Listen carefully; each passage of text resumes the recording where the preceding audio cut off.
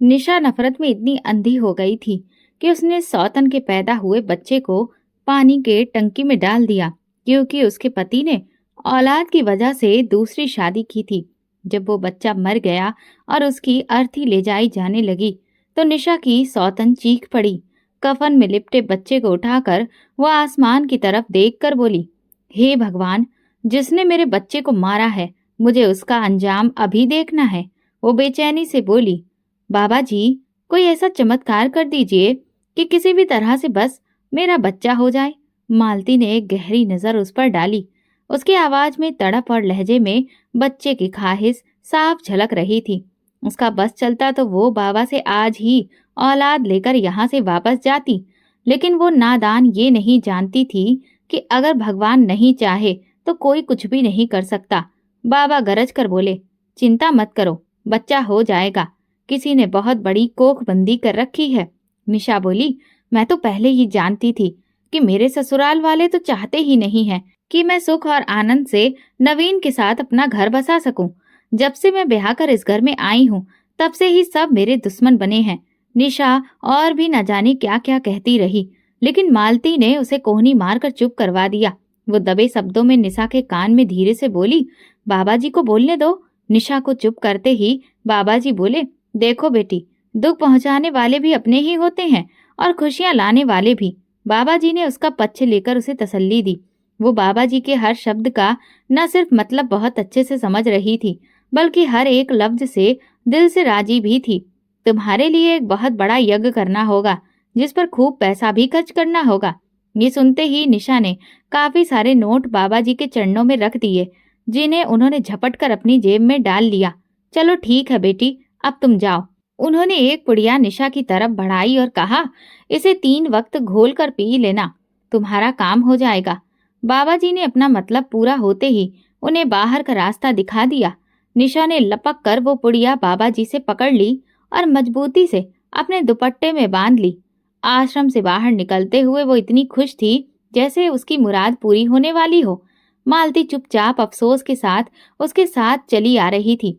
वो इस वक्त इतनी गमगीन थी कि अपनी बहन को समझाने के लिए उसके पास कोई शब्द नहीं थे। निशा और मालती 2 ही बहनें थीं। उनके सर से माँ बाप का साया उठे एक अरसा गुजर चुका था। वे दोनों एक आम से घराने की लड़कियां थीं। माँ बाप ने उन्हें बस मामूली शिक्षा दिलवाकर ठिकाने लगाने का सोच लिया और उनके लिए रिश्तों की तलाश शुरू कर दी। निशा शुरू से ही किस्मत की धनी थी। गोरा चिट्ठा रंग, लंबा कद उसे परिवार की बाकी लड़कियों से अलग करता था, जबकि मालती आम शक्ल सूरत की लड़की थी। उसे अपनी बहन के सामने कभी कोई अहमियत ना तो घर में मिली थी और ना ही बाहर। स्कूल कॉलेज में भी निशा की खूबसूरती के चर्चे होते रहते थे। जब रिश्तों की बात आई तो निशा के लिए रिश्तों की लाइन लग गई। खानदान तो क्या, खानदान के बाहर से भी कई रिश्ते उसके लिए मौजूद थे। उसके माता पिता समझदार थे। उन्होंने सभी रिश्तों में से सबसे अच्छा रिश्ता निशा के लिए चुन लिया था, जबकि बाकी रिश्तेदारों को नाराज ना करने की गुंजाइश में उन्होंने अपनी छोटी बेटी मालती के रिश्ते की पेशकश कर दी। जिन्होंने पहले से ही मालती को देख रखा था, वे तो निशा जैसी हसीन और खूबसूरत लड़की की उम्मीद कर बैठे थे। वे मालती जैसी साधारण शक्ल सूरत वाली लड़की के लिए तैयार ही नहीं थे और इसलिए वे बहाने बनाकर चले जाते। जिन्होंने मालती को पहले नहीं देखा था, उन्होंने उसे देखने की इच्छा जाहिर की, मगर उनकी उम्मीदों पर पानी फिर गया। परिवार बहुत खुश था। कितनी ही ऐसे औरतें थीं जो अपनी बेटियों की शादी निशा के ससुराल में करने के लिए परेशान थीं। अब उनकी जुबान पर ताले लग गए थे। जाहिर था कि उनकी बेटियां निशा जैसी खूबसूरत नहीं थीं। निशा का पति उसकी मोहब्बत का दम भरता था। वो उसके आगे पीछे घूमता रहता था और जान लुटाता था। निशा की जिंदगी में किसी भी चीज की कमी नहीं थी। वो अपने पति को अपने इशारों पर नचा सकती थी। वो अपनी खुशियां अपनी बहन मालती को बताती तो खुशी से फूली न समाती थी। तुम भी मेरी तरह खूबसूरत होती तो ऐश करती। वो तंज कसने से बाज नहीं आती थी। मालती अपनी बहन की खुशियों के लिए भगवान से प्रार्थना करती। उसे कभी अपनी बहन से जलन महसूस नहीं हुई। वो हमेशा निशा की खुशियों में खुश होती थी। आखिर वो उसकी इकलौती सगी बहन थी। दोनों एक दूसरे के दुख सुख की साथी थी। मालती का रिश्ता भी किसी तरह तय हो गया। उसके पिता ने कर्ज लेकर बेटी को जरूरी सामान दिलाया। वो नहीं चाहते थे कि मालती को ससुराल में किसी तरह का कोई ताना सुनना पड़े। मालती के ससुराल में सास ससुर जेठ देवर सभी मौजूद थे। उस पर सारे घर का काम लाद दिया गया था। वो भी बेचारी बिना विरोध किए पूरा दिन घर के काम करती रहती थी। उसमें ना तो अदाएं थीं और ना ही नखरे। उसमें तो शुरू से ही ये सारी चीजें मौजूद ही नहीं थी। उसका पति किसी कंपनी में नौकरी करता था। उसकी पढ़ाई लिखाई भी बस मामूली सी थी, इसलिए तनख्वाह भी मामूली थी। क्योंकि सब भाई मिलजुल कर रहते थे, इसलिए घर का गुजारा अच्छा चल जाता था। फिर ससुर की पेंशन भी आती थी, जो वो घर पर लगा देते थे। निशा और मालती दोनों अपने अपने घर में बस गईं, तो माँ बाप को भी सुकून मिल गया था और वे बिल्कुल बेफिक्री से अपनी बाकी की जिंदगी गुजारने लगे थे। निशा के साथ उसकी सास बहुत अच्छा व्यवहार करती थी। वो बाकी की सासों जैसी नहीं थी, जो घर पर अपना हुक्म और राज चलाने के लिए बहू को अपने नीचे दबाकर रखे। वो एक पढ़ी लिखी और समझदार औरत थी। उसने निशा को सारे अधिकार दे रखे थे। वो अपनी मर्जी से सोती, जागती और खाती पीती थी। घर के कामकाज में भी वो हमेशा उसकी मदद करती थी। उसकी जिंदगी में अगर कोई कमी थी तो सिर्फ बच्चे की। धीरे धीरे निशा और नवीन की शादी को 2 साल हो गए थे, लेकिन अभी तक कोई खुशखबरी नहीं आई थी। क्या बात है बहू, कोई खुशखबरी नहीं सुनाओगी? अपनी बुआ सास की बात सुनकर निशा के कान खड़े हो गए। वो अपनी सास का जवाब सुनने के लिए बेचैन थी। हाँ, बस आप प्रार्थना करिए कि भगवान मेरे नवीन को एक बेटा दे दे। निशा का दिल जैसे किसी ने मुट्ठी में जकड़ लिया था। बुआ सास उसे ऊपर से नीचे तक घूरते हुए बोली, मर्जी तो वैसे भगवान की ही होती है, लेकिन हर इंसान की अपनी भी किस्मत होती है और चाहत भी। तुमने किसी डॉक्टर वगैरह को नहीं दिखाया इसे? मेरा ख्याल है कि अब तो बहू को चेकअप के लिए ले जाना चाहिए। बुआ सास इस तरह से बोल रही थी जैसे निशा की मां न बनने का दुख इसे सबसे ज्यादा उन्हीं को हो। निशा उससे ज्यादा सुन नहीं सकी और चाय के बर्तन उठाकर किचन की तरफ चल पड़ी। ये पहली बार नहीं हुआ था। शादी के तीसरे महीने से ही लोग बच्चे के बारे में पूछने लगे थे, लेकिन ना ही निशा को जल्दी थी और ना ही उसकी सास को। वो अपनी शादी में बहुत खुश थी। उसका पति उस पर जान छिड़कता था, उसकी बनाई हर चीज पसंद करता था। ऐसे में उसे अभी बच्चे की कोई जरूरत महसूस नहीं होती थी। हो जाएगा बच्चा जब होना होगा, वो बेफिक्री से सोचती और लोगों की बातों का उस पर कोई असर नहीं होता था। लेकिन वक्त गुजरने के साथ जहां लोगों के सवाल बढ़ने लगे, वहीं निशा की सास को भी अब ये बात खटकने लगी थी। अब तो शादी को 2 साल हो चुके थे, मगर उसके गर्भवती होने के कोई आसार नहीं दिखे थे। वो खुद तो इतना परेशान नहीं थी, लेकिन आज अपनी बुआ सास की बात पर अपनी सास का जवाब सुनकर वो चौंक गई। पहले जब भी रिश्तेदार पूछते तो उसकी सास बेफिक्री से कहती, अभी दिन ही कितने हुए हैं शादी को, ये तो हंसने खेलने के दिन हैं इनके, औलाद भी हो जाएगी। वैसे भी सारी जिंदगी औलाद की जिम्मेदारी ही उठानी है। लेकिन आज उनकी आवाज में जो तीखापन था, उसने निशा को सोचने पर मजबूर कर दिया। अब उसे भी लगने लगा कि उसे माँ बन जाना चाहिए, या कम से कम माँ बनने के कुछ आसार तो दिखने चाहिए। आखिर उसकी शादी को 2 साल हो चुके थे और वो पिछले महीने से ही कोशिश कर रही थी कि माँ बनने का सुख हासिल कर सके, मगर अब तक कुछ नहीं हुआ था। हाँ, मैं भी ये सोच रही हूँ कि निशा को किसी डॉक्टर को दिखाया जाए। किचन में काम करते हुए निशा को अपनी सास की आवाज सुनाई दी तो वो धीमे कदमों से कुर्सी खींचकर बैठ गई। उसे समझ ही नहीं आ रहा था कि जिंदगी अचानक इतनी बदल कैसे गई। कल तक जो उसकी मोहब्बत का दम भरते थे, वे सब उससे खिंचे खिंचे रहते थे। उसकी सास ने उसे एक नहीं बल्कि कई डॉक्टरों को दिखाया। उसने ढेर सारी दवाइयां खाईं, मगर कोई फर्क नहीं पड़ा। ऐसा लगता है कि इसकी कोख बांध दी गई है।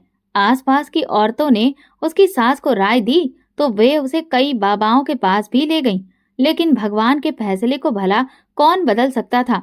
हर कोशिश के बावजूद भी निशा ने एक बार भी खुशखबरी नहीं सुनाई थी। अब तो उसका पति भी उससे खिंचने लगा था। तुम में जरूर कोई कमी है, तभी तुम अब तक माँ नहीं बन पाई हो, उसने निशा से कहा तो वह हैरान नजरों से उसे देखने लगी। ऐसा क्यों कह रहे हो? भगवान हमें जरूर औलाद का सुख देगा। शादी को अब 7 साल हो चुके हैं और इन 7 सालों में तुमने एक बार भी खुशखबरी नहीं सुनाई है। अब मैं कैसे उम्मीद रखूं? मेरी माँ मुझ पर दूसरी शादी करने के लिए जोर दे रही है और बच्चे की खातिर मैं दूसरी शादी के लिए तैयार हूँ। निशा फटी फटी आंखों से अपने पति की तरफ देख रही थी। वो सोच भी नहीं सकती थी कि मुश्किल के इस वक्त में उसका पति उसे अकेला छोड़कर दूसरी शादी करने के बारे में सोच सकता था। लेकिन वो ना सिर्फ ये सोचे बैठा था, बल्कि दूसरी शादी के लिए वो तैयार भी था।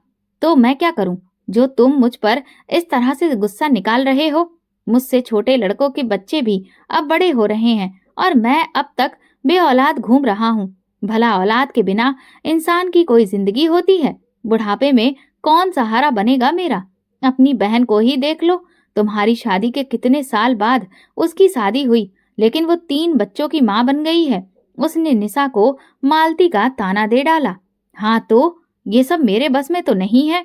अगर मेरे बस में होता तो मैं आज ही बच्चा पैदा कर लेती। ये तो भगवान की मर्जी है। वो रुआसी होकर बोली। तुम अपनी कमी को भगवान की मर्जी पर मत डालो। अब वो और क्या शिकायत करती जब उसका अपना पति ही उसके साथ नहीं खड़ा था। उसने इन 7 सालों में हर कोशिश की थी, अपनी तरफ से किसी भी तरह की कोई कमी नहीं छोड़ी थी। वो अपनी सास के बिना भी बहुत सारे बाबाओं के पास गई थी। माँ बाप के देहांत के बाद से मालती ही अब उसका एकमात्र सहारा थी। वो मालती को साथ लिए हर जगह घूमती फिरती थी। जहां भी उसे किसी डॉक्टर के बारे में पता चलता कि वो बांझ औरतों का इलाज करने में माहिर है, तो वो मालती का हाथ पकड़कर वहां पहुंच जाती। मालती भी दिल से चाहती थी कि उसकी बहन का कोई बच्चा हो जाए और उसका घर ना उजड़े, मगर वो किसी भी बाबा पर इस तरह से अंधा विश्वास करने से खुश नहीं थी। वो निशा को समझाती, तुम इस तरह से हर किसी पर पैसे मत लुटाओ। मालती का पति काफी लंबे समय से बेरोजगार था। सास ससुर के देहांत के बाद सारे भाई बहन अलग अलग हो गए थे। ऐसे में 3 बच्चों के साथ घर का खर्चा चलाना बहुत मुश्किल हो रहा था। मालती जानती थी कि पैसा कमाना कितना मुश्किल है, मगर निशा पैसे की कदर से अनजान थी। अक्सर कई बाबा ऐसे होते थे जो औलाद के नाम पर औरतों को बेवकूफ बनाकर उनसे हजारों रुपए ऐंठ लेते थे और फिर उन्हें कोई सस्ती सी दवा पकड़ा देते थे। मालती भी निशा की इस बेवकूफी पर हैरान होती। अगर यही पैसे वो भगवान के बंदों पर लुटाती तो शायद अब तक उसकी मन की मुराद पूरी हो चुकी होती। किसी गरीब पर तो क्या, निशा अपनी सगी बहन पर भी 1 रुपया खर्च करने के लिए तैयार नहीं थी। मालती के पति की नौकरी जाने से उसके हालात हद से ज्यादा खराब हो चुके थे।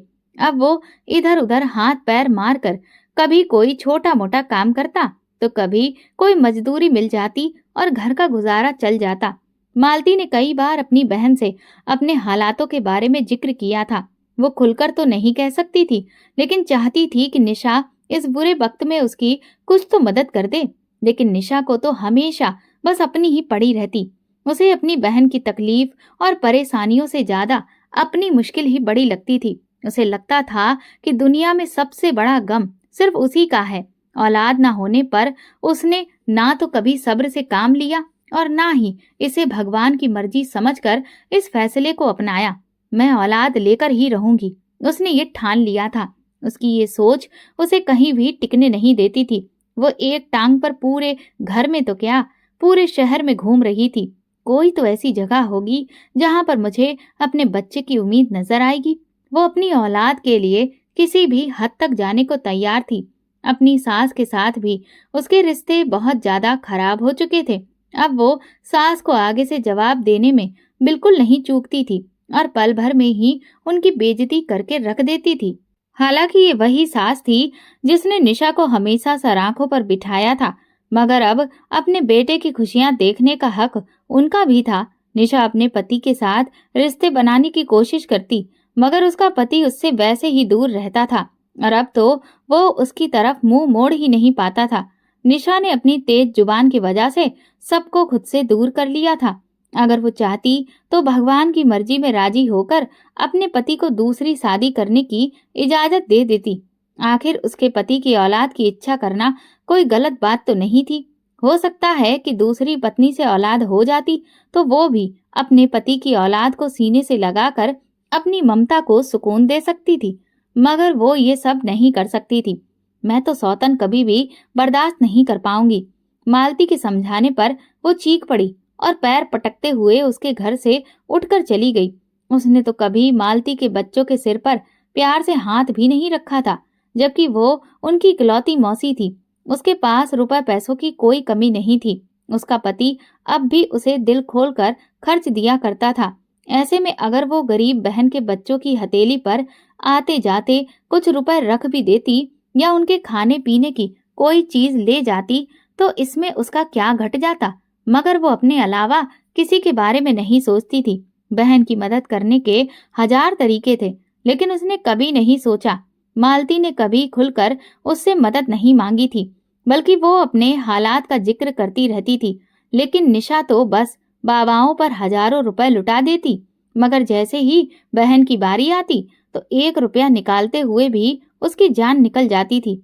देखो निशा, मेरी बात ठंडे दिल और दिमाग से सुनो। आज काफी लंबे समय बाद उसकी सास ने उसे प्यार से बुलाकर अपने पास बिठाया था। वो बुरी तरह से घबरा गई थी।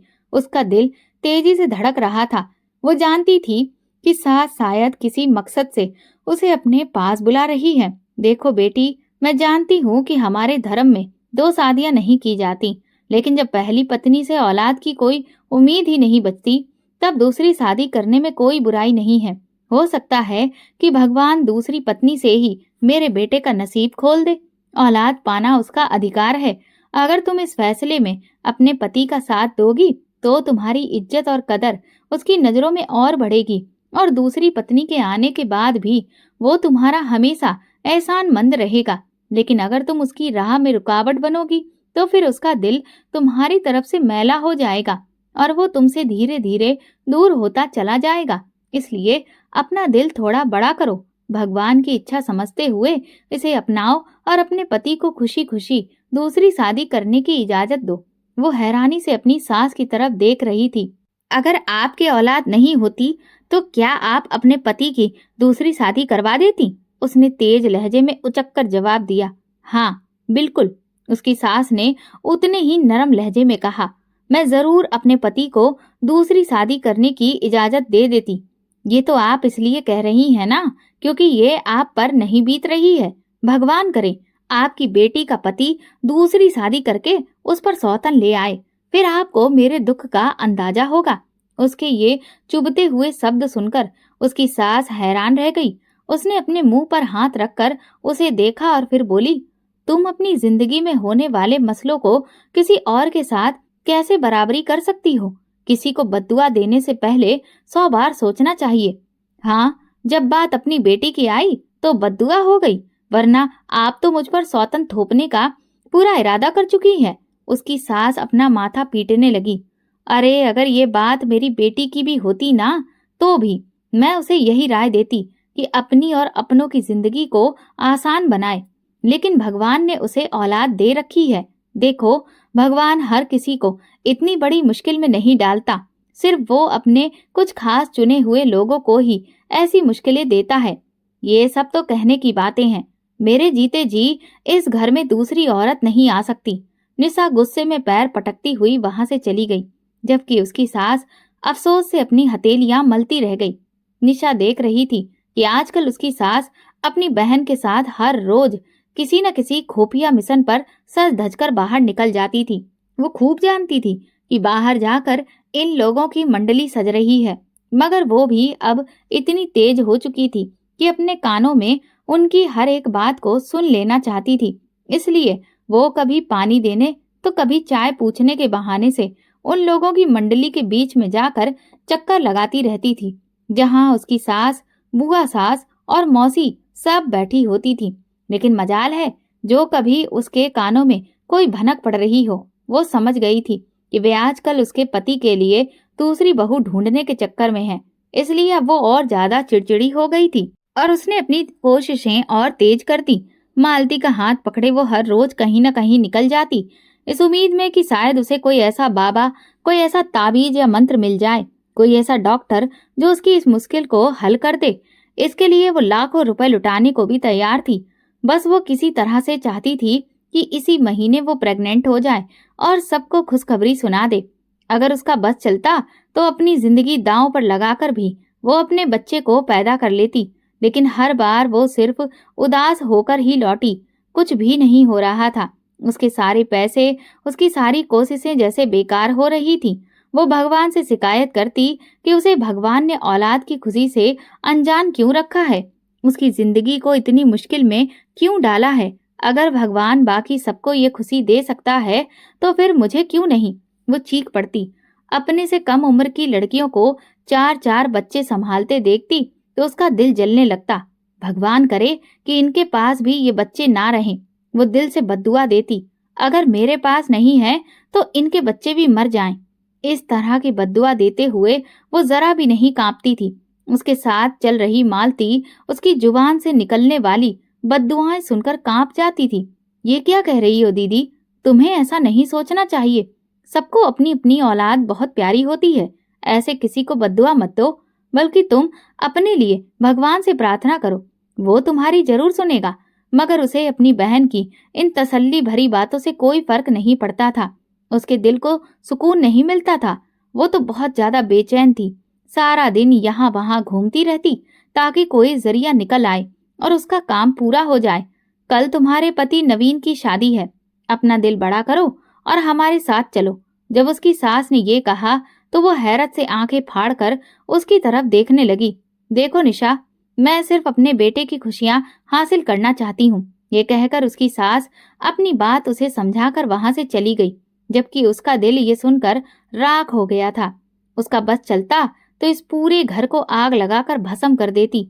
वो अपनी सोच में डूबी हुई थी कि वो किस तरह से ये शादी रुकवा दे। कभी उसका दिल कहता कि वो अपनी सास की चाय में इतनी नींद की गोलियां मिला दे कि वो कल सारा दिन सोई पड़ी रहे, तो शादी का वक्त अपने आप गुजर जाएगा। कभी वो सोचती कि वो अपने पति को ही कुछ ऐसा पिला दे कि उसका पति दूसरी शादी के काबिल ही ना बचे। वो इस कदर जलन की आग में तप रही थी कि किसी को भी जलाने के लिए तैयार थी, मगर वो कुछ नहीं कर सकी। शादी का वक्त हो गया। उसकी सास मामूली सी तैयारी के साथ घर से निकल गई। सास ने उम्मीद भरी नजरों से निशा की ओर देखा, लेकिन वो जाने को तैयार नहीं थी। वो अपने कमरे में बंद हो गई, जबकि उसका पति और सास शादी के लिए निकल गए। कुछ ही घंटों के बाद नई नवेली दुल्हन ब्याह कर घर लाई गई। रो रो कर उसकी आंखें सूख चुकी थी। उसका दिल किसी भी तरह से काबू में नहीं आ रहा था। उस पर कितना बड़ा जुल्म कर दिया गया था। उसके वजूद को खत्म करने की कोशिश की गई थी। वो अपने कमरे में बंद थी। बाहर से हंसी ठिठोली की आवाजें आ रही थी तो वो गुस्से से तिलमिला गई। वो तमतमाई हुई बाहर आ गई। अब ये मेरे आखिरी आंसू हैं। अब से मैं आंसू नहीं बहाऊंगी, बल्कि दूसरों के आंसू निकाल दूंगी। उसने ठान लिया था कि वो अपनी सौतन का ऐसा हाल करेगी कि वो खुद ही इस शादी से तंग आकर नवीन से अलग होने के लिए मजबूर हो जाएगी। वो हैरत से सजी सवरी दुल्हन को देख रही थी, जो उससे काफी कम उम्र की, भोली भाली और मासूम सी थी। इसके माँ बाप ने कैसे नवीन से इसकी शादी कर दी? शायद ये किसी गरीब परिवार से आती होगी, तभी तो पहली पत्नी के होते हुए भी इसे दूसरी पत्नी बनाकर भेज दिया गया। उसका पति अपनी नई नवेली दुल्हन को लेकर दूसरे कमरे में चला गया। उसका बस नहीं चल रहा था कि वो क्या कर बैठे। उसने गुस्से में किचन में जाकर सारे बर्तन उठा उठाकर पटक दिए। हंगामा मचा दिया। पूरा घर उसकी चीखों और बर्तनों की आवाज से गूंज उठा था, मगर कोई भी उसके हंगामे पर ध्यान देने के लिए तैयार नहीं था। ना तो उसकी सास, ना ही उसका पति। कमरे से कोई बाहर नहीं निकला। सब अपनी अपनी जिंदगी में मस्त थे। एक वही थी जो ठुकरा दी गई थी। अब वो किसी भी कीमत पर अपनी सौतन को चैन से नहीं रहने देगी। वो उसकी हर छोटी बड़ी गलती निकालती, उसके लिए नई नई मुश्किलें खड़ी करती, हर पल उससे लड़ने के लिए तैयार रहती। मगर उसकी सौतन सबर की मूरत बनी हुई थी। वो निशा की किसी भी बात का कोई जवाब नहीं देती थी और चुपचाप उसकी हर बात मान लेती थी। वो सच में बहुत मासूम और कम उम्र की थी। वो अपनी सास की सेवा में भी कोई कमी नहीं आने देती थी। उसने जल्द ही अपनी सास और नवीन का दिल जीत लिया था। वो अपनी सौतन का दिल जीतने की भी कोशिश करती थी। वो निशा को बड़ी बहन कहकर बड़ी इज्जत और प्यार से बात करती थी, लेकिन निशा का दिल तो जैसे पत्थर का बना हुआ था। वो किसी भी तरह से उसे अपनाने के लिए तैयार नहीं थी। बल्कि उसकी बेइज्जती करने का वो कोई भी मौका अपने हाथ से जाने नहीं देती थी। यहाँ तक कि वो उसके माँ बाप को भी बुरा भला कहती, जिन्होंने पहली पत्नी के होते हुए भी अपनी बेटी को एक ऐसे आदमी से ब्याह कर अपनी जिम्मेदारी से मुक्ति पा ली थी। इसमें क्या बुराई है दीदी? वो हैरान होकर निशा से बोली। अगर किसी इंसान को पहली पत्नी से औलाद नहीं मिल पा रही है तो दूसरी शादी की इच्छा करना कोई गलत बात तो नहीं है। मुझे भी पहले ये शादी करने का दुख हुआ था, लेकिन मेरे माँ बाप के पास इतना पैसा नहीं था और अब शादी के बाद मैं सच में बहुत खुश हूँ। औलाद की ख्वाहिश कोई गलत ख्वाहिश नहीं होती। मीना मासूम बनकर रहती तो निशा का दिल जलकर खाक हो जाता। वो जल जल कर सोचती कि उसकी सास को भी यही लड़की मिली थी जिसने नवीन को पूरी तरह से अपने काबू में कर लिया था। उसे मीना की मासूमियत मासूमियत नहीं लगती थी, बल्कि चालाकी लगती थी, जिसने आकर निशा की इज्जत और ज्यादा घटा दी थी। और फिर रही सही कसर उस खुशखबरी ने पूरी कर दी जो उसकी सौतन ने शादी के 2 महीने के बाद ही सुना दी। वो पेट से थी। नवीन और उसकी सास की खुशी का कोई ठिकाना नहीं था, जबकि निशा का दिल तो गम से फटा जा रहा था। भगवान ने न जाने ये खुशखबरी मुझे क्यों नहीं दी, जबकि उसकी सौतन शादी के दूसरे ही महीने गर्भवती हो गई थी। उसके लबों पर हर वक्त भगवान से शिकायत बनी रहती, ये कपड़ों की बाल्टी जरा छत पर रखकर आना। वो जो काफी लंबे समय से घर के काम काज करना छोड़ चुकी थी, आज जानबूझकर वॉशिंग मशीन लगाकर खड़ी हो गई। उसने सारे कपड़े धोकर एक बाल्टी में इकट्ठे किए और जानबूझकर उसे छोड़ दिया। वो चाहती थी कि मीना छत पर बाल्टी लेकर जाए और सीढ़ियों से गिर जाए। उसकी सास दौड़कर आंगन में चली आई। ये क्या कह रही हो? मीना बाल्टी लेकर नहीं जाएगी, निशा ने गुस्से से कहा। लेकिन मेरे घुटनों में दर्द है, मैं छत पर नहीं चढ़ सकती। तो ये कपड़े कौन फैलाएगा? वो कमर पर हाथ रखे अपनी सास से बोली। सास ने खुद लपक कर बाल्टी उठा ली। मैं ले जाऊंगी, लेकिन मीना नहीं जाएगी। उसने मीना को कमरे में भेज दिया और खुद बाल्टी उठाकर मुश्किल से सीढ़ियां चढ़ने लगी। निशा का दिल जलकर खाक हो गया था। उसकी सास ने मीना को अपने पल्लू में छुपाकर रख लिया था। वो उसे कोई भी काम करने ही नहीं देती थी। निशा का बस चलता तो अपनी सौतन को खुद ही सीढ़ियों से धक्का देकर गिरा देती, मगर उसकी सास उसे उसके सामने आने ही नहीं देती थी। वो खुद ही सारे घर के काम निपटाती रहती थी। वो निशा को भी किसी काम के लिए नहीं पुकारती और ना ही मीना को कोई काम करने देती, बल्कि घर का सारा काम वो खुद ही संभाल लेती थी। उसने अपनी मदद के लिए एक नौकरानी भी रख ली थी। वो दोनों बहुओं में से किसी पर भी काम का कोई बोझ नहीं डालना चाहती थी, लेकिन निशा को कोई मौका नहीं मिल रहा था कि वो किसी तरह अपनी सौतन का बच्चा गिरवा दे। नवीन के घर आने का वक्त हो चुका था। जैसे ही नवीन के आने का समय हुआ, निशा तुरंत अपने कमरे से बाहर निकल आई। नौकरानी जा चुकी थी।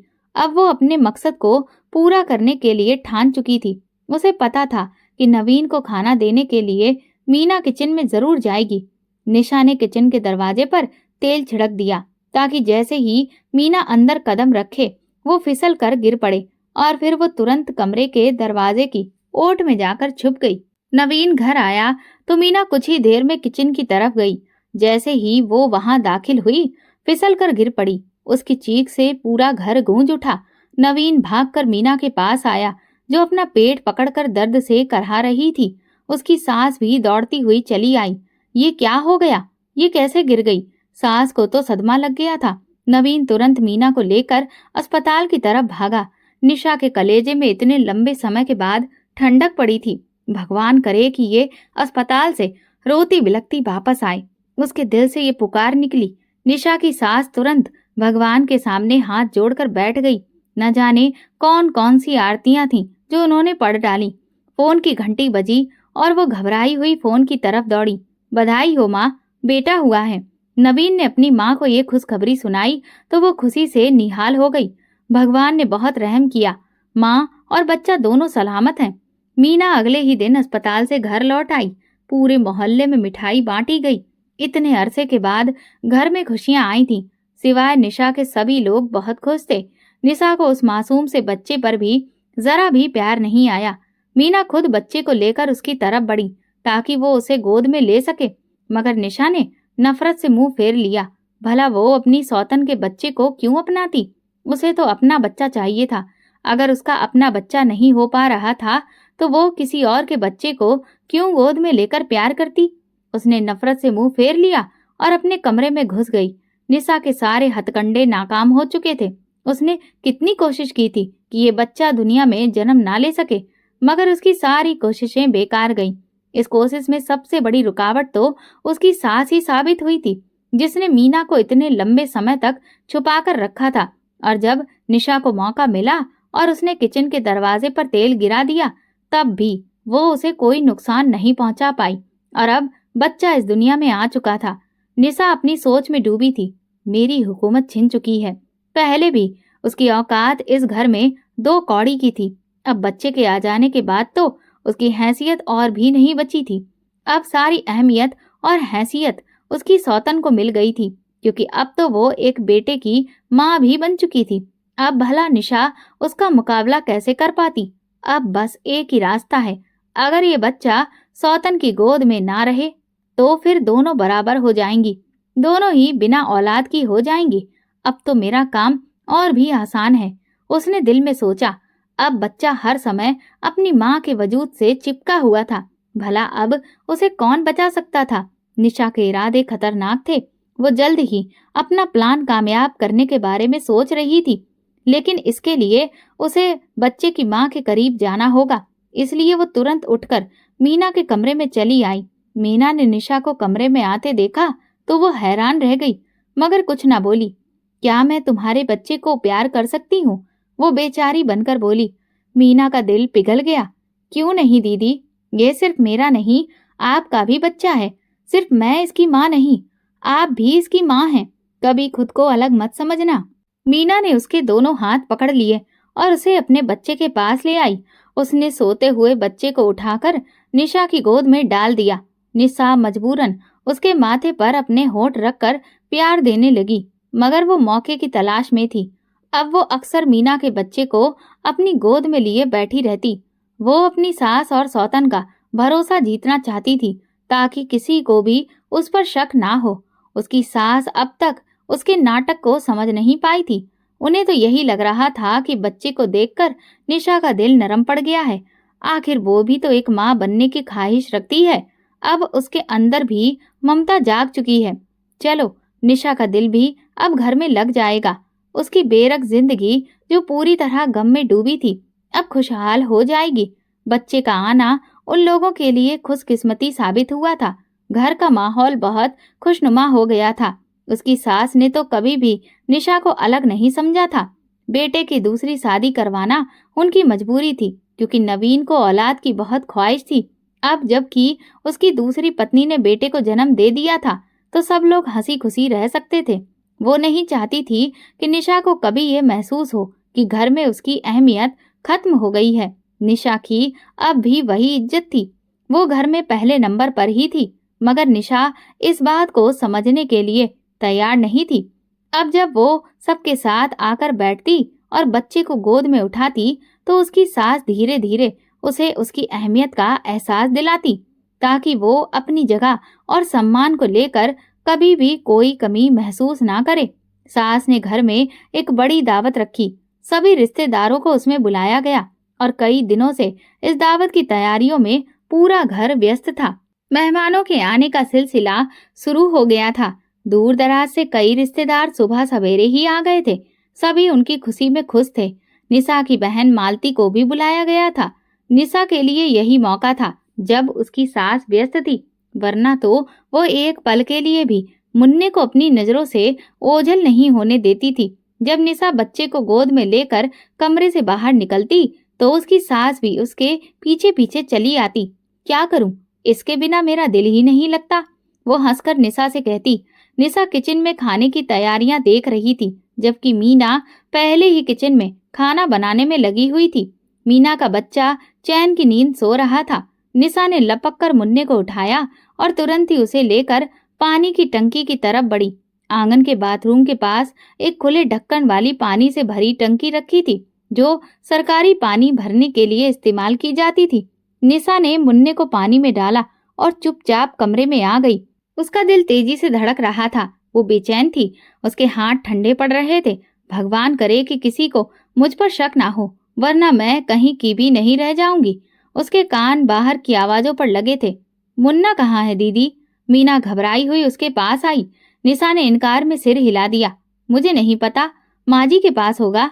मीना तुरंत ही वहां से बाहर निकली। नौकरानी ने पानी की टंकी में झांक कर देखा तो बच्चे को पानी में पड़ा देखकर जोर से चीख पड़ी। मीना का तो रो रो कर बुरा हाल था। इतना छोटा बच्चा खुद से इतनी ऊंची टंकी पर नहीं चढ़ सकता।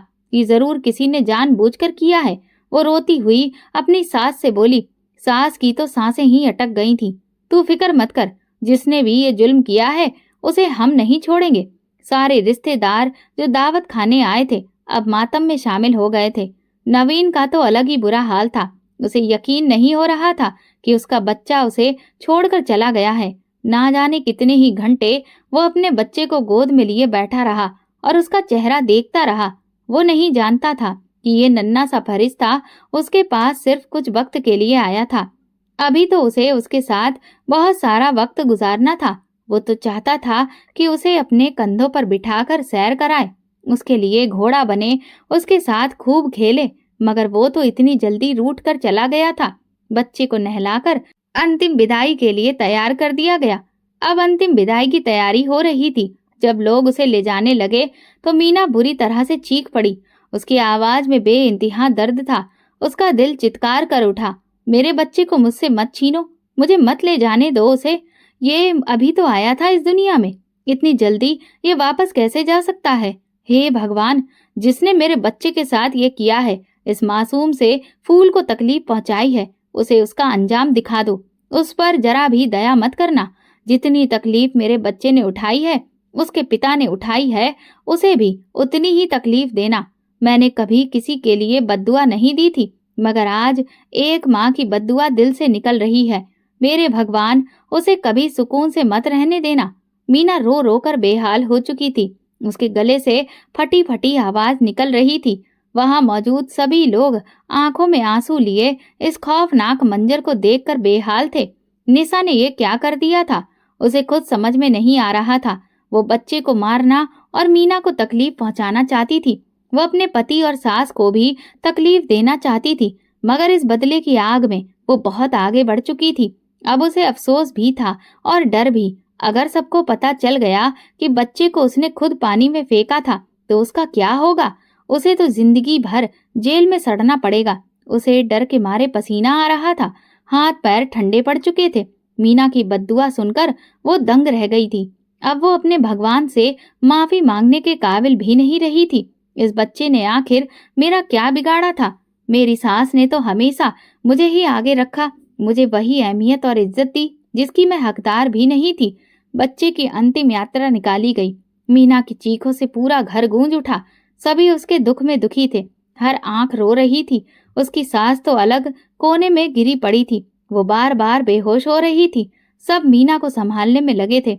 ऐसे में किसी ने निशा की तरफ ध्यान नहीं दिया, जो खुद एक पत्थर बन चुकी थी। निशा की हालत अजीब थी। उससे ना तो उठाया जा रहा था और ना ही वो कुछ बोलने के काबिल थी। आसपास की औरतों ने जब उसका ये हाल देखा तो फौरन उसकी मदद के लिए आई। कुछ ही देर में शोर मच गया। निशा को न जाने क्या हो गया है। नवीन अपने बच्चे का दुख भूलकर उसे अस्पताल लेकर दौड़ा। निशा की सास अलग अफसोस में थी। न जाने इस घर को किसकी नजर लग गई। मानसिक दबाव की वजह से उसका नर्वस ब्रेकडाउन हो गया था। अगर उसे थोड़ी और देर कर दी जाती तो फिर उसकी जान बचाना मुश्किल हो जाता, मगर अब वो चलने फिरने के काबिल नहीं रही थी। वो सिर्फ सुन सकती थी मगर बोल नहीं सकती थी। डॉक्टर ने नवीन को उसकी सेहत के बारे में बताया तो वो सर पकड़कर बैठ गया। अब निशा की कोई भी बद्दुआ कबूल नहीं हो रही थी, मगर मीना की बद्दुआ कबूल हो गई थी। निशा अपने गुनाह की माफी मांगने की कोशिश करती, मगर अब वो बोल भी नहीं सकती थी। भगवान ने तो उससे माफी मांगने की ताकत भी छीन ली थी। वो इशारा करके नवीन को ये बताने की कोशिश करती कि वो एक मुजरिम है, उसके बच्चे को मारने वाली गुनहगार वही है, लेकिन नवीन की समझ में कुछ भी नहीं आता। मीना ने नवीन से कहा, मेरे बच्चे को पानी में डुबाने वाली निशा के सिवा कोई और नहीं हो सकता। लेकिन नवीन ने उसकी बात पर यकीन नहीं किया। तुम ऐसा कैसे कह सकती हो? इतनी जालिम मत बनो। मैं मानता हूँ कि वो माँ बनने से महरूम जरूर थी, लेकिन उसके दिल में ममता मौजूद थी। वो तुम्हारे बच्चे का कत्ल नहीं कर सकती। ये किसी और दुश्मन का काम है, जिसका पता मैं बहुत जल्द लगा लूंगा। पुलिस इधर अपनी तहकीकात में जुटी हुई थी और वो जब घर आकर घरवालों और नौकरों से सवाल जवाब पूछती, मगर उन्होंने अभी तक निशा से कोई भी सवाल नहीं पूछा था, क्योंकि वो खुद बीमार थी। वो उनके सवालों के जवाब देने के काबिल ही कहाँ थी। वो अपनी सास और पति को अपनी सेवा करते देखती तो उसका दिल खून के आंसू रोता। उन्होंने जरा सा भी इस बात पर यकीन नहीं किया था कि उनके बच्चे की मौत के पीछे निशा का हाथ था। वो उन सबको चीख कर बताना चाहती थी कि वही कातिल है। उसने उनके जान से प्यारे बच्चे को बेदर्दी से मार डाला था। वो चाहती थी कि उसके साथ इज्जत और प्यार से पेश ना आया जाए, बल्कि उसे धक्के मारकर घर से निकाल दिया जाए। यही उसके गुनाहों की सजा थी। वो ठुकराए जाने के काबिल थी। वो इस वक्त पछतावे से घिरी हुई थी। दवा और इलाज से उसकी तबीयत कुछ बेहतर हुई तो वो चीख पड़ी, मैंने मारा था मुन्ने को। मैंने पानी की टंकी में डाला था उसे, मासूम को। मैं कातिल हूँ, मैं मुजरिम हूँ। वो अटक अटक कर बड़ी मुश्किल से बोली। नवीन और उसकी माँ की समझ में आ गया था। वे दोनों हैरत और अफसोस से उसे देख रहे थे। यानी कि मीना सच कहती थी। मगर नवीन ने कभी उसका यकीन नहीं किया था। मुझे मार डालो, मुझे जान से मार डालो। वो बड़ी मुश्किल से अपने हाथ नवीन के सामने जोड़कर बोली। नवीन की तो बोलने की हिम्मत ही नहीं थी। वो उसके साथ क्या कुछ बुरा कर सकता था। वो सोच भी नहीं सकता था कि वो इस कदर जालिम निकलेगी। उसने कभी भी उसके साथ बुरा सलूक नहीं किया था। कुछ समय की दूरी इन दोनों के बीच जरूर आ गई थी, लेकिन दूसरी शादी के बाद वो निशा को और भी ज्यादा प्यार और इज्जत देने की कोशिश करता था, जो वो मीना को दिया करता था। उसकी माँ ने उसे अच्छे से ये बात समझाई थी कि दोनों पत्नियों के बीच उसे इंसाफ करना होगा, और उसने हमेशा यही कोशिश की थी। लेकिन अब उसे एहसास हो रहा था कि शायद वो अपनी कोशिश में नाकाम रहा था। तभी तो निशा इस हद तक गिर गई थी। निशा खुद अलग परेशान थी। उसे उसकी सास ने अपनी बेटी बनाकर अपनाया था। उसने अपने बेटे की दूसरी शादी करवाने के बावजूद निशा पर कभी कोई जुल्म नहीं किया था।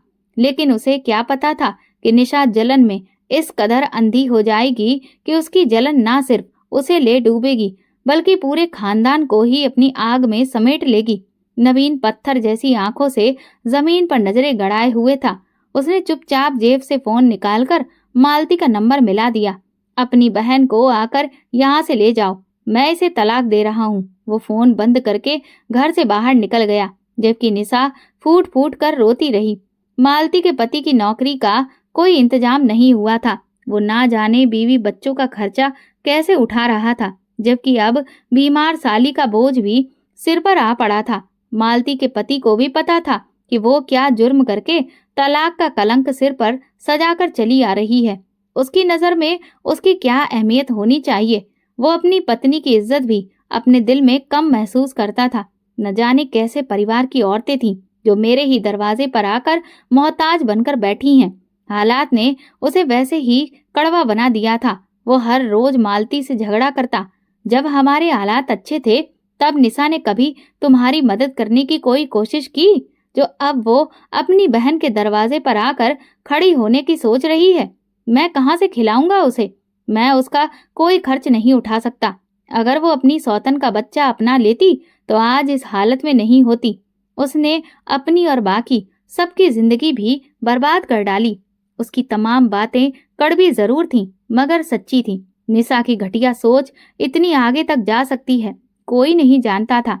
वो अपनी बहन के घर आ जरूर गई थी, लेकिन अपनी बहन के पति के ताने सुनती और हर वक्त घुट घुट कर जी रही थी। अब उसके गुनाहों की यही सजा थी। अगर आपको दोस्तों हमारी ये कहानी पसंद आई है तो फिर कमेंट करके जरूर बताइएगा। वीडियो को लाइक करिए और ज्यादा से ज्यादा शेयर करें। अगर आप इस चैनल पर नए हैं तो सब्सक्राइब जरूर करें और नोटिफिकेशन बेल को दबाएं ताकि अगली अपडेट सबसे पहले आपको मिले। धन्यवाद। जैसे जैसे मेरी आंखें खुल रही थीं, मुझे अपने शरीर में दर्द महसूस हो रहा था, और जब मैं पूरी तरह से अपने होश में आई तो मेरी हालत खराब हो चुकी थी, क्योंकि मेरे दोनों हाथ बुरी तरह से बंधे हुए थे।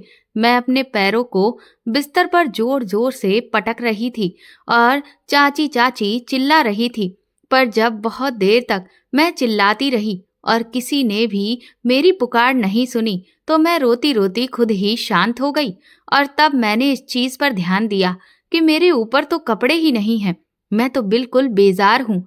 अब मुझे धीरे धीरे समझ आने लगा था कि मेरे साथ हुआ क्या है, और शायद इसीलिए मुझे बहुत दर्द हो रहा था, क्योंकि वो दर्द जहाँ उठ रहा था उससे मुझे यकीन हो गया कि मेरे साथ गलत हुआ है। इस हकीकत का खुद पर खुलासा होते ही मेरी तकलीफ की इंतहा हो चुकी थी। न जाने भगवान मुझ पर इतनी ज्यादती क्यों कर रहा था। मैं पहले ही अंधी थी और आज किसी ने मेरे इसी अंधेपन का फायदा उठाया था। काफी देर रोने के बाद मैं निडाल हो गई और अपने उस बीते हुए कल के बारे में सोचने लगी जिसने आज मेरी ये हालत कर दी थी। मेरा नाम सीमा है। मैं अपने माँ बाप की इकलौती संतान थी। मेरे माता पिता मुझे बहुत प्यार करते थे। उन्होंने मेरी हमेशा हर ख्वाहिश को पूरा किया। हम भले ही गरीब थे, लेकिन हम बहुत खुश थे। मैं जब 7 साल की थी तो एक बार हमारे गांव में मेला लगा और मैं अपने मम्मी पापा के साथ उस मेले में घूमने के लिए गई। मुझे आज भी याद है वो दिन जब मैं बहुत खुश थी, क्योंकि मेले में कई खिलौने थे जिन्हें देख देख कर मैं बहुत खुश हो रही थी। जैसे जैसे मैं आगे बढ़ रही थी, हर एक नई चीज को देखकर मेरी आंखें हैरत से फटी जा रही थीं। इस बार तो एक से एक बढ़िया बढ़िया झूले आए थे। मैं अपने पापा से जिद करती कि मुझे उस झूले पर बैठना है, कभी इस झूले पर बैठना है। पापा मुझसे कहते कि बेटा, मेरे पास इतने पैसे नहीं हैं कि मैं तुझे हर एक झूले पर बैठा सकूं। ऐसा करते हैं, हम उस आसमान वाले झूले पर झूला झूलते हैं और फिर देखना, हमें बहुत मजा आएगा। तू बिल्कुल हवा से बातें करेगी। उस आसमान वाले झूले को देखकर तो मैं खुशी से फूली नहीं समा रही थी और दौड़ी दौड़ी उस झूले में जाकर बैठ गई। मेरे मम्मी पापा भी मेरे साथ ही बैठ गए। मैं बहुत खुश थी। जैसे ही झूला हवा में ऊपर जाता तो ऐसा लगता कि जैसे मेरे गालों से हवाएं उड़ रही हों, और जैसे ही झूला नीचे जाता तो पूरा शरीर बिल्कुल हल्का हो जाता और एक अजीब सी गुदगुदी होती। ये सब कुछ मुझे बहुत अच्छा लग रहा था कि तभी अचानक से एक बहुत जोर का झटका लगा और फिर कब क्या हुआ कुछ पता ही नहीं चला। कुछ देर के लिए बिल्कुल अंधेरा छा गया था और जब हल्का हल्का सा होश आया तो महसूस हुआ कि मैं तो जमीन पर पड़ी थी। लोगों की आवाज आ रही थी। सब लोग बुरी तरह से चिल्लाकर हमारी तरफ ही दौड़ रहे थे। वो कह रहे थे कि अरे, ये हादसा तो बहुत बड़ा हो गया। ये झूला नीचे कैसे गिर गया? अरे, कोई ऐसा आदमी को तो उठाओ, इसे तो बहुत चोट आई है, और इस औरत को भी, इसका तो सर ही फट गया है। मुझे सब कुछ सुनाई दे रहा था। फिर किसी ने कहा कि बच्ची को भी उठाओ, उसे भी बहुत चोट आई है। मेरे पूरे शरीर में बहुत दर्द हो रहा था। कुछ ही पलों में मैं एक बार फिर से अपने होश खो बैठी और जब होश आया तो पता चला कि पूरी जिंदगी वीरान हो गई थी। मैं अपने माँ बाप को उस हादसे में खो चुकी थी और साथ ही मेरी जिंदगी अंधेरे से भर गई थी। मेरी आंखों की रोशनी चली गई थी। अब इस अंधी जिंदगी में मेरे लिए कुछ भी नहीं बचा था। मेरे माँ बाप ही तो मेरे लिए सब कुछ थे, लेकिन अचानक से भगवान ने मुझे सब कुछ छीन लिया था। मैं मात्र 7 साल की बच्ची माँ बाप के जाने का गम क्या होता है ये भी अभी ठीक से जानती नहीं थी। मैं अनाथ हो चुकी थी। अब मेरा क्या होगा? मैं कैसे जीऊंगी? मुझे कुछ समझ नहीं आता था। मैं हर वक्त रोती रहती थी। कुछ समय बाद जब मैं ठीक हुई तो गांव वाले मुझे वापस घर के लिए ले आए, पर अब उस घर में मेरी देखभाल करने वाला कोई नहीं था और इसीलिए मुझे चाचा चाची अपने साथ अपने गांव में लेकर गए। मैं अब अपने चाचा चाची के साथ ही रह रही थी। उनकी कोई भी औलाद नहीं थी। शुरू में तो उस घर में मुझे बहुत लाड़ प्यार से रखा गया, लेकिन कुछ ही महीनों के बाद मेरी चाची को मैं बोझ लगने लगी थी। वो मुझे छोटी छोटी बातों पर ताने देती और थप्पड़ भी मार देती, जिस पर मैं बहुत रोती थी। वो मेरे चाचा को बहुत बातें सुनाती कि तुमने इस बोझ को मेरी छाती पर लाकर लाद दिया। ये अंधी किसी काम की नहीं है। मेरे चाचा उन्हें समझाने की बहुत कोशिश करते कि कुछ तो शर्म करो, तुम इतनी बेगैरत औरत हो। तुम्हें यह भी नहीं लगता कि भगवान ने तुम्हें औलाद नहीं दी है तो कम से कम उन्होंने इस बच्ची के जरिए तुम्हें माँ होने का सुख अदा किया है, लेकिन तुम्हें तो इसकी भी परवाह नहीं है। उल्टा तुम इस बच्ची को हर वक्त कोसती रहती हो। लेकिन मेरी चाची पर तो चाचा की किसी भी बात का कोई असर नहीं था। उस घर में अगर मेरी कोई परवाह करता था तो वो सिर्फ मेरे चाचा जी ही थे। वही मेरी जरूरत का ध्यान रखते थे और मेरी फिक्र करते थे। वक्त के साथ साथ मैंने अपने अंधेपन से समझौता कर लिया था और सारी चीजों को एहसास के जरिए समझना शुरू कर दिया था। पर फिर भी अक्सर मुझे अपनी वो रंग बिरंगी जिंदगी याद आ जाती थी जो मेरी उस हादसे से पहले होती थी। मैं अक्सर भगवान से कहती कि उन्होंने मेरे साथ ऐसा क्यों किया, लेकिन अभी तो ये कुछ भी नहीं था। भगवान न जाने मुझे कौन से गुनाहों की सजा दे रहा था। जब मैं 12 साल की हुई तो मेरे चाचा जी भी मुझे छोड़कर चले गए। अब सिर्फ मैं और मेरी चाची ही रह गए। अब तो मेरी चाची का जुल्म मुझ पर और भी ज्यादा बढ़ने लगा था, क्योंकि अब घर में पैसे कमाने वाला भी कोई नहीं था। इसीलिए मैं अब उनका दुगना बोझ बन गई थी। पर मैंने चाची को समझाया कि वो बिल्कुल भी फिक्र ना करें, मैं कोई ना कोई काम करूंगी और उन्हें पैसे कमा कर दूंगी। मेरी इस बात से चाची को कुछ तसल्ली हुई थी। पहले तो हम लोगों ने छोटे मोटे काम किए, लेकिन उनसे घर का खर्चा चलाना बहुत मुश्किल हो रहा था। इसीलिए चाची एक दिन हमारे गांव के जो जमींदार थे उनके यहाँ पर काम मांगने के लिए गईं, और जो बड़ी मालकिन थीं उन्हें मेरी चाची पर तरस आ गया। उन्होंने मुझे और मेरी चाची दोनों को ही काम पर रख लिया। हम दोनों सालों साल हवेली में उन लोगों की खिदमत करते रहे। उस हवेली में बड़ी मालकिन और बड़े मालिक ही रहते थे। उनके 2 बेटे थे और दोनों ही उस वक्त शहर में रह रहे थे। छोटा बेटा पढ़ाई कर रहा था और बड़ा बेटा अपनी पत्नी के साथ अपना काम काज संभालता था। लेकिन कुछ समय के बाद जब बड़े मालिक का देहांत हो गया तो बड़ी मालकिन ने अपने बेटों को हवेली ही बुला लिया, क्योंकि अब वो यहाँ अकेली नहीं रह सकती थी। और उन्होंने अपने बेटों से कहा कि वो अपने पिता की जागीरदारी आकर संभालें। यहाँ पर ही उनका कारोबार अच्छा खासा चल रहा है, जिससे वो गांव में रहकर ही काफी पैसा कमा सकते हैं, और इसीलिए वो लोग गांव ही आ गए थे। सब कुछ सही चल रहा था। मेरी चाची हवेली में साफ सफाई का काम करती थी, क्योंकि मैं अंधी थी। इसी वजह से मुझे हवेली के अंदर कोई भी काम नहीं दिया गया था, बल्कि मैं बगीचे की देखभाल किया करती थी, जिसमें मेरी मदद माली भैया कर दिया करते थे। अब मुझे काफी सालों का तजुर्बा हो गया था, इसलिए भले ही मैं देख नहीं पाती थी, लेकिन फिर भी हर एक पौधे का बहुत अच्छे से ख्याल रखती थी और उनकी बहुत अच्छी कटाई छटाई भी करती थी, जिसे देखकर बड़ी मालकिन अक्सर मेरी खूब तारीफ करती थी। मेरी और मेरी चाची की जिंदगी आराम से कट रही थी, पैसा भी आ रहा था, इसलिए अब मेरी चाची मुझ पर बहुत ज्यादा जुल्म नहीं करती थी। लेकिन कहते हैं ना कि आदमी अपनी आदत से बाज नहीं आता है, इसीलिए जब कभी उन्हें मौका मिलता था तो वो मुझे ताने तो मार ही लिया करती थी। धीरे धीरे मैं 18 साल की हो गई और गांव के काफी सारे लोग मेरी चाची से कहने लगे कि वो अभी से मेरे लिए कोई लड़का देखें, क्योंकि मैं अंधी हूँ तो इसीलिए मेरे लिए लड़का ढूंढने में बहुत दिक्कत होगी। इस बात पर मेरी चाची उन्हें कोई जवाब नहीं देती थी। मैं तो अपनी जिंदगी से पहले ही समझौता कर चुकी थी और मैंने सोच लिया था कि मैं किसी से भी शादी नहीं करूंगी। भला एक अंधी लड़की का कौन हाथ थामेगा।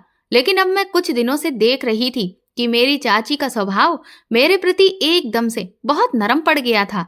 वो मुझसे बहुत प्यार से बात करने लगी थी, और तो और वो मेरे किसी भी काम में कोई कमी नहीं निकालती थी। अगर कभी कोई गलती हो भी जाती तो उल्टा बहुत ही प्यार से उस गलती को नजरअंदाज कर देती थी। मुझे तो समझ ही नहीं आ रहा था कि अचानक से मेरी चाची को क्या हो गया है।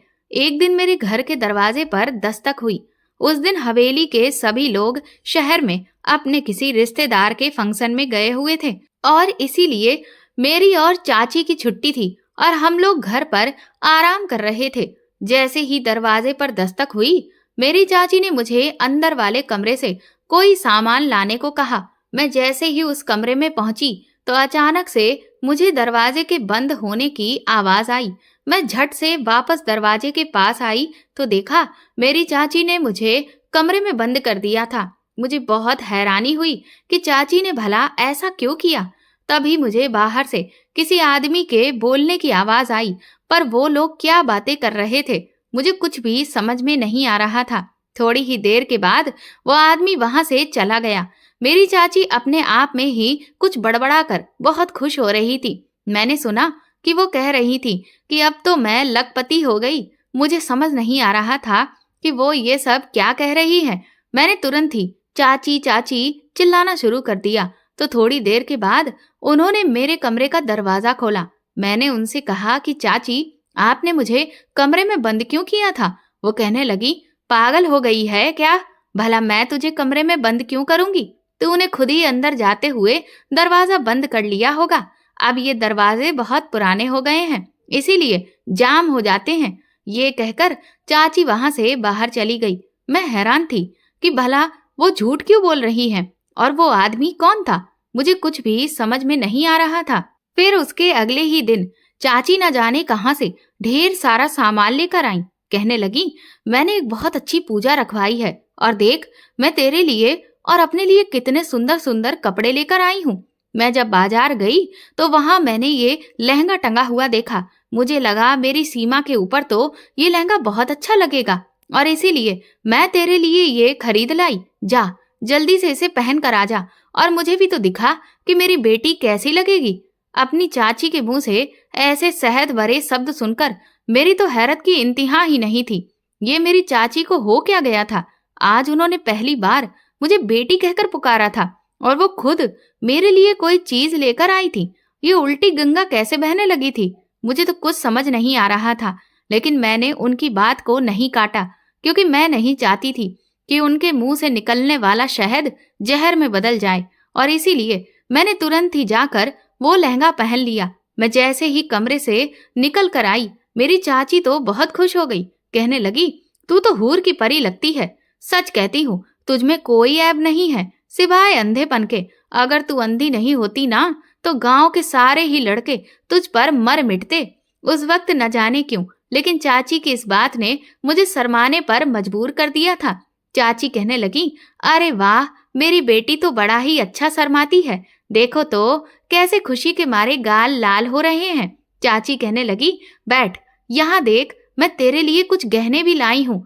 उन्होंने मुझे सारे गहने पहनाए और अच्छे से मेरे बालों को बांध दिया और फिर मेरे चेहरे पर क्रीम पाउडर भी लगाया। वो कहने लगी, आज पूजा है और हम दोनों माँ बेटी बहुत अच्छे से तैयार होकर उस पूजा में शामिल होंगे। मैंने पूछा, चाची, ये किस चीज की पूजा है? वो कहने लगी, अरे अब हमारे पास पैसे की कोई कमी नहीं है, तो भगवान को इसका शुक्रिया अदा भी तो करना चाहिए, इसीलिए मैंने ये पूजा रखवाई है। इसके बाद जब हम दोनों तैयार हो गए तो चाची मुझे लेकर जाने लगी। फिर अचानक से बोली कि पहले ऐसा करते हैं, कुछ खा पी लेते हैं क्योंकि उस पूजा में बहुत समय लगेगा। मैंने चाची से कहा, लेकिन पूजा से पहले कुछ खाने की जरूरत क्या है? हम पूजा के बाद खा लेंगे। इस बात पर न जाने क्यों चाची नाराज हो गई। कहने लगी, बस यही तो मुझे तेरी बात अच्छी नहीं लगती कि तू मेरी हर बात काटने के लिए खड़ी रहती है। तुझे पता है ना कि मेरी बात से कोई इनकार करे तो मुझसे बर्दाश्त नहीं होता, और फिर तू कहती है कि तेरी चाची तुझे प्यार नहीं करती। अब बता, जब तू अपनी चाची की कोई बात नहीं मानेगी तो मुझे गुस्सा नहीं आएगा? मैं चाची के गुस्से को देखकर सहम गई।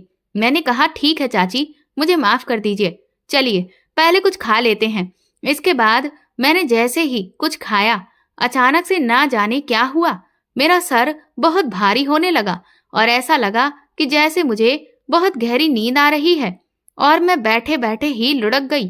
और जब होश आया तो मेरी ये हालत थी। अब मुझे समझ आ रहा था कि वो सब मेरी चाची का ढोंग था। वो तो मेरे साथ धोखा कर रही थी।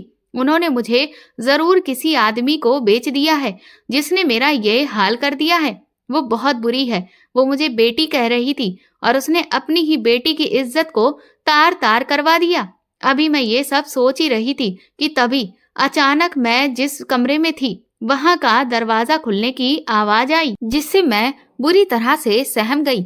और तभी एक आदमी आया जिसकी आवाज बहुत भारी भरकम थी। वो मुझसे कहने लगा, तो आ गया तुम्हें होश? चलो अच्छा ही है, मैं तुम्हारे हाथ खोलता हूँ, लेकिन कोई भी हरकत करने की कोशिश मत करना, वरना तुम्हारा अंजाम बहुत बुरा होगा। मुझे उस आदमी से बहुत डर लग रहा था।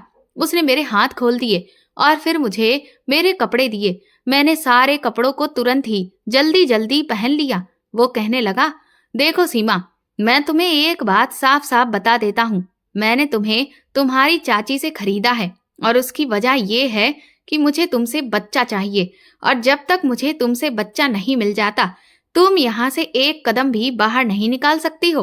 लेकिन हाँ, जिस दिन तुम मुझे मेरा वारिस दे दोगी उस दिन से तुम आजाद हो। मैं तुम्हें भी रुपए पैसे में तोल दूंगा।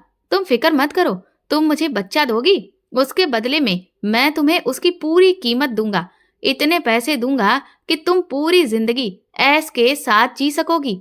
उस आदमी की इस बात ने तो मुझे हिलाकर रख दिया था। मैं उसके सामने हाथ जोड़ते हुए गिड़गिड़ाने लगी कि मुझे छोड़ दो, मेरे साथ ऐसा मत करो। लेकिन उस आदमी ने मुझ पर रहम नहीं खाया और वो मुझे उस कमरे में बंद करके चला गया। मैं घंटों चीखती चिल्लाती रही, लेकिन कोई नहीं था जो मेरी पुकार सुनता। मेरी चाची ने मेरे साथ बहुत बुरा किया था। फिर शायद जब रात हुई तब वो आदमी फिर से एक बार कमरे में आया। कहने लगा,